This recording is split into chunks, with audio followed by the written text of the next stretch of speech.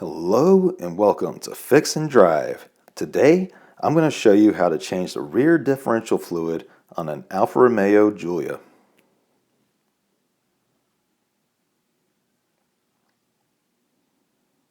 First thing we'll need to do is raise the car off the ground.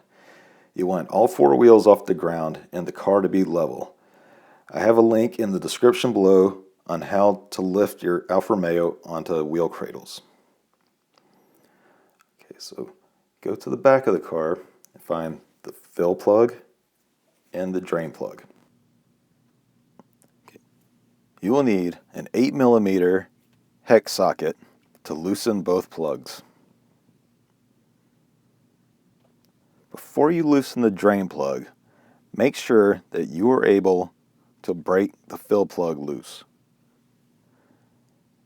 If you drain out all your fluid and you're unable to loosen your fill plug, you'll have a really hard time trying to add fluid back to your differential. Now that we were able to break the fill plug loose, let's go ahead and remove the drain plug.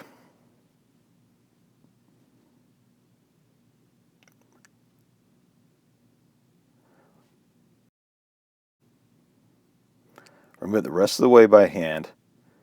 Make sure you have a good grip on it so you don't drop the plug into the pan when you pull it out.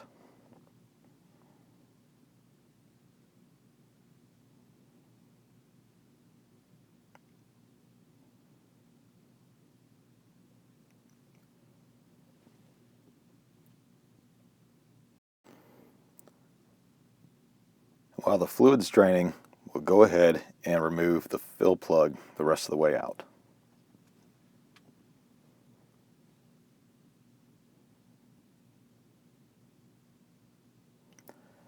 Once the fluid's finished draining, we'll clean up around the surface any of the old fluid.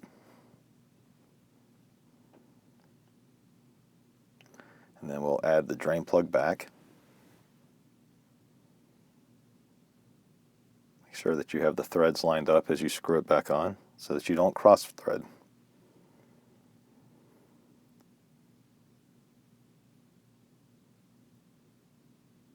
Then take a torque wrench and torque the bolt down to 26 foot-pounds.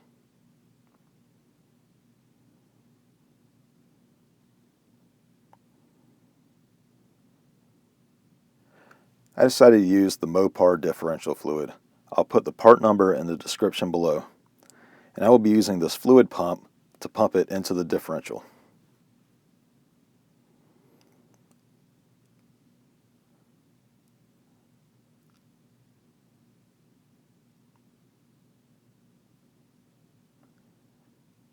Make sure that you have the hose far enough into the fill hole so that you won't have any fluid drain back out.